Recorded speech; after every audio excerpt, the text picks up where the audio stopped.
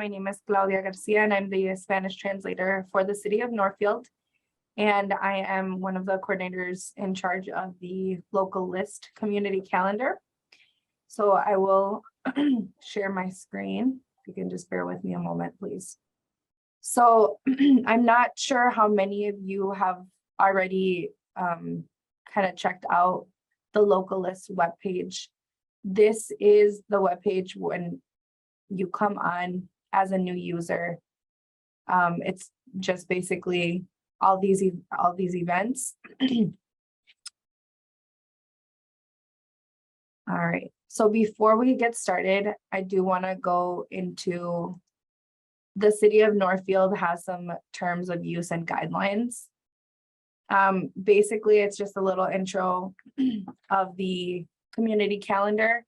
Basically, the purpose of this is a one-stop shop for residents and visitors to the City of Northfield and the surrounding areas. Who can use the community calendar? It's basically open for anyone that wants to submit any type of public or community event. There are some suggestions on number 2, where it says acceptable events that qualify and are eligible for the community calendar. And those are events such as sporting events, school, community fundraisers, citywide garage sales, live entertainment, and bar and restaurant food and drink special. With that, there is a limit per restaurant or bar, 1 per day. And then events that do not qualify are also listed there.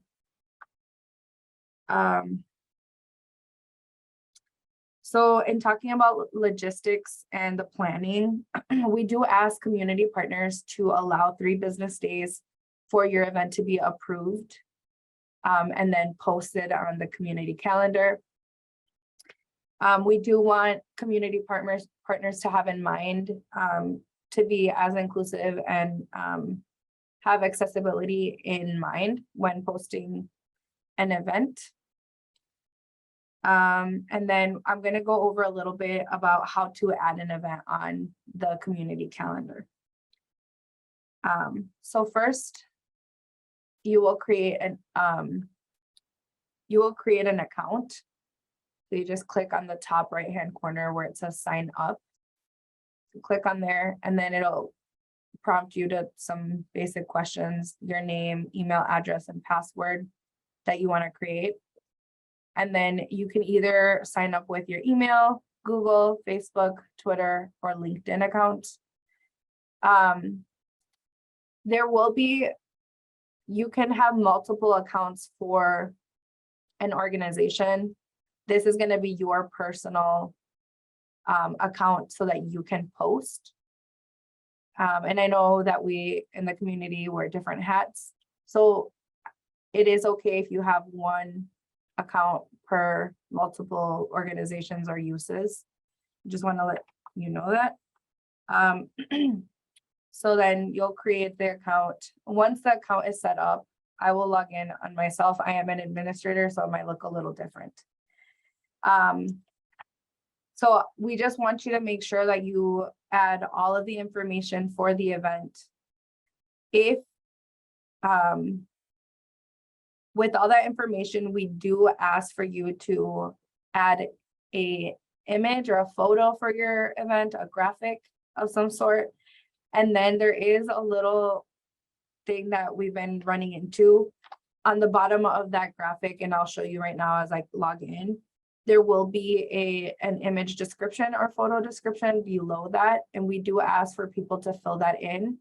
I have been rejecting some events because we're starting the process, and it's more of an accessibility issue why we're rejecting those. The reasoning is because Northfield really strives to be as equitable and as inclusive for all of the community. And so there are people that are blind that use certain technologies that will read the image or image description to them.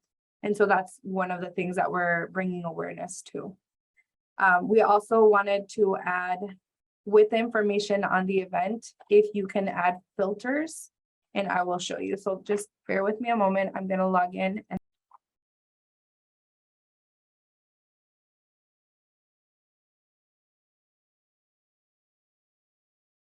all right. So again, this is the local list. So it'll say upcoming community meetings or events. And in these green, you could click filters. You could filter it by date, the experience. So there's different types of experiences. So there's in-person, virtual, the different types of events. So if it's like a book club or a class or training, competition, festivals, markets, or food and drink, you can filter them depending on what type of event you're looking for. So we are letting people know, community partners, when you are posting an event, to really add the filter so that people can filter through your event. And then another thing is a lot of community organizations, they have an RSS feed. And if your organization does have a community calendar or a calendar, and you have an RSS feed, to contact Kara Trigstad, and then she does the back end of it to so that the organization can just give her that RSS feed and then hopefully filter all the events through, and it's just easier instead of going and individually adding all of the community events on there. All right, so I'm just going to show you kind of what I see when I'm approving events. So we have events, and this is just obviously for educational purposes. So I'm going to click on one of the events. This is what I see on the back end of it. So I will see the name of the event, kind of a description, and then it is in person live, the date, and then here's the image, and then down here is an image description. So it doesn't have to be very complicated. It just kind of basically words describing the image for people.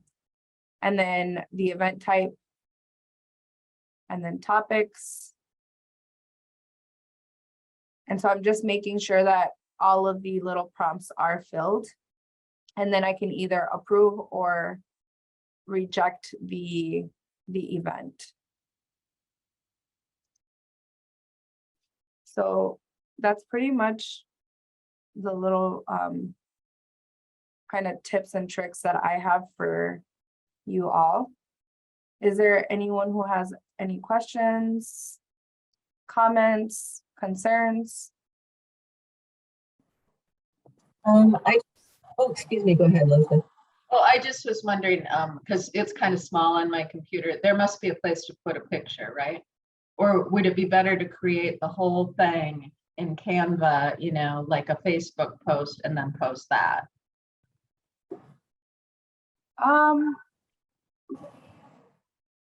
So I'm not, can you reword that question? I'm not really... Well, I'm looking at, look at bilingual story time that you have Yes. up here. Yeah. Like that looks like it was created in a program so that, you know, it's all nicely laid out. Mm-hmm. Or could you do that, or could you just have a picture, and is there a place just for text? Yeah, so actually that's a really good question. And thank you for asking it. For this purpose, I would just do just an image with no text, because per the ADA, the American with Disabilities Act, it's better just to have the image with no text, because in the image description, you will have to describe the image, and then you'll have to put alt text and then type out the text that's on the image. Okay. So for this, I would just say just a graphic, an image, a picture. And then on that bottom part where I told you there was an image description, then add that description right there. Okay. Thank you. No, thank you for asking that. That was a great question.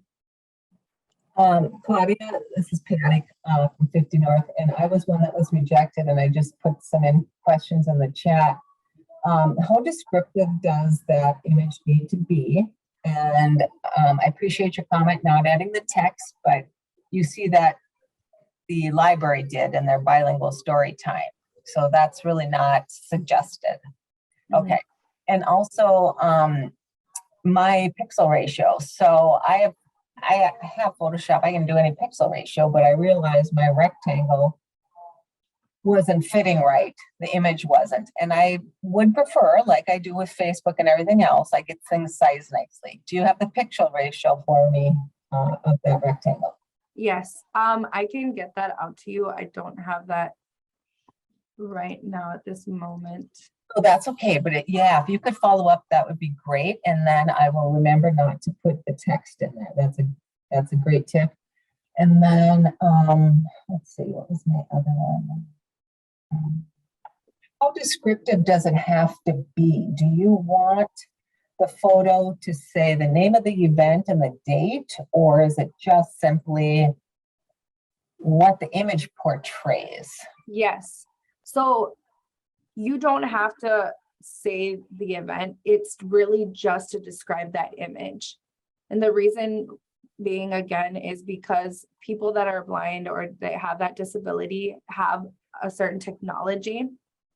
And so it's really just for the image, because they will be able to hear all the other text for the event. So you don't have to reiterate basically the text in that image description. Okay. So it could be very simple. It's basically, I like to think about it when people are telling you an oral story, right? And they're painting the picture and they're describing, I went to the park. Okay. What did the park look like, right? So you're going to say there were swings and there was a spiral slide that was blue, So it's however you want to paint the picture. But so for example, that little girl in the bilingual story time, right? You could say little girl laying on the grass with a thumbs up and a smile on her face. It could be as basic. It's just basically you want to paint a picture so that people who use the technology can have that picture painted basically for them. Well, thank you. I'm thrilled that you're going at this and making this an option for us in the community. I would wonder if maybe there isn't a place you could briefly describe that when we're going through these instructions. And possibly if you could give us a pixel ratio, only because Facebook and the rest of these online things do, it might be helpful for some of us. So, Sure. Yeah, thank you so much. Of course. And there is a place where we are trying to add those on, make it more user friendly for people. I'm not sure if Kara's on here, but Kara, if you could put that into the chat. Kara's the one who handles that portion of it, but I will touch base with her after this meeting as well, just to make sure that we're making it as clear and more user friendly for everyone. So thank you, Patty, for suggesting that and asking those questions. Claudia, another question? Yes. Yeah, hi. What about translation? So I, could try to have stuff translated. If I had it in Spanish as well as English, just for sake of argument, would I post it twice, or would I just have two descriptions? Sure. And this is, yeah. So it really depends. You can have it bilingual in the description. Okay. I imagine that there are certain character limits, but another really cool thing about this community calendar, if you can see the screen on the top left-hand corner, there is a Google Translate feature. Oh. So you Nice. can post your event in English, and let's just say Spanish is the most common language. We'll keep clicking down. So Spanish, and it will translate the things into Spanish. So próximas reuniones y eventos comunitarios. Okay. Let's click, this one was in English, so I'll click on there and we'll see what it shows. Okay. So basically it does all the translation on here for you. So you don't That's need nice. to post it twice. And like I said, if you did want to make it as accessible and show that your organization is, you are more than welcome to put it bilingual. Okay. But we do have this Google Translate feature on the website. Great. All right, back to English. Very good questions. Thank you guys all. Do we have any other questions, concerns? Was this a little bit, was it helpful for you guys? Is there anything that I can improve in explaining things? Say, Claudia, Yes. this is Kara. If you want to hit the button that says submit an event, and then we can take a look at, so at the top of the submission fields here, we do have a link to the event guidelines and the disclaimer. And then we've recently just included this photo tips that goes through those requirements for the photos and the photo description. And then to learn more about the image description there, that's a link that takes you out to kind of the worldwide consortium about website accessibility. So that gives you a little bit more information about accessibility and gives you some tips on what makes a good photo description there. So that might help you out if you need more information about that. Thank you, Kara. And then also on the photo dimensions, I believe the maximum is like 5,000 by 5,000 pixels. And then there's also like I forget what the meg limit is, but if you upload a photo that's over that limit, it'll tell you what that is. And so the images are used in various ways, they're displayed in various ways. So that's why they like a large one, and then it kind of reconfigures depending on what kind of display the event is showing, if it's a single event or if it's a featured event, or there's many different ways that the event can be displayed in the image along with it. So you might not have to do a whole lot of cropping with that, but if you have a large photo, that should be able to accommodate most of the different displays that shows. Kara, you can't crop on the software though. And though you might do a 5,000 by 5,000, that's pretty huge, but that sounds square. So to me, it looked, when I did upload and I got rejected, I just recall saying, ooh, next time I'm not going to do a rectangle. So that's what I was driving at. But yeah, it's no big deal. I'll try again, I guess. It looks more rectangle to me in a way than it does square. And, if I have an image, well, I kind of want to do the best I can of portraying that. Sure.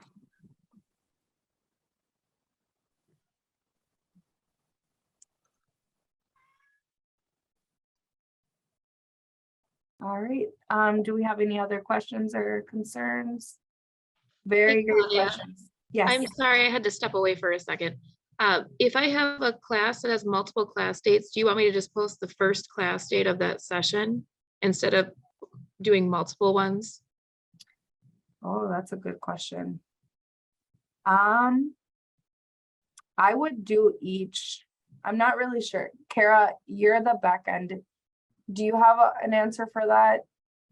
I would just think post each class, maybe in the first initial one, kind of explain the multiple dates, and then maybe post each class. I don't know, Kara. Yeah, I'll have to look into that. I haven't looked into the recurring events. There are ways to post recurring events. I've only done one for like an annual event that occurs once a year. Okay. But there are there are certainly ways to do, multiple day events. Okay. Thank you. Thank you, Julia. That was a really great question. I'm gonna ask you guys another question. Does it seem pretty user-friendly, or is it kind of overwhelming? It seems very user-friendly, but it will be interesting when I go in and actually do it. My only concern is the picture. And Okay, again, I don't know, and it's not that I don't think I can figure it out, but that would probably be like the filters and all of that seems pretty self-explanatory. My only concern is I'll submit it and somehow I won't do the picture correct. That'd be my only worry. okay. And if you do have any questions, I will add my information on here. You can either call myself or Kara. And you can ask us. We're pretty open to answering any questions or anything like that. And we can also, if you do have issues with submitting your first event, you could also come in and we can walk through it together. So yeah, we're looking forward to having community partners use this. Is a big investment that the city of Northfield has graciously done. And I think it's going to be really great once people start using it and community members start learning that this is something that is for them. Northfield is a really great community with a lot going on, and sometimes it can get a little overwhelming, right? So many great things, so many great events, and hopefully this will be a place where everybody can come and check out all of the amazing events that Northfield has to offer. Yeah, I think it's just great. And even just to dive in and start and make this happen, this is so needed. We're all in our own silos and so many different ways to try to find this info. And hopefully we can all share this, that we're using this, our companies and really help get the word out too. So appreciate it. Thank you, Patty. All right, well, if there's no other questions, I think I'm just gonna end this session. Again, like I mentioned, my name is Claudia and I'm one of the coordinators for the Localist. So feel free to call me if you do have any other questions or concerns, or if you need help hosting your first event. And Kara is also available if you guys need any help. All right, well, you guys have a wonderful day. Thank you for participating.